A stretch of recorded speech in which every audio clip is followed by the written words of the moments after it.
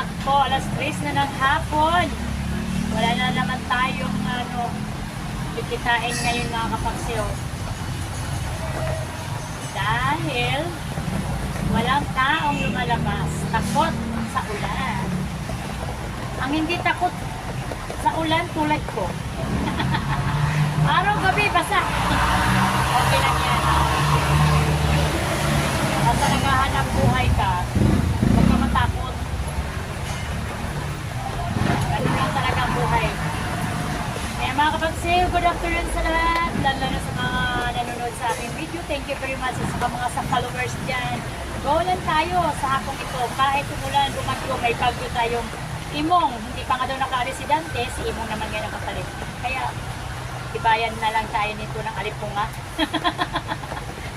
Ang alipunga, namamahagi na sa mga paa natin.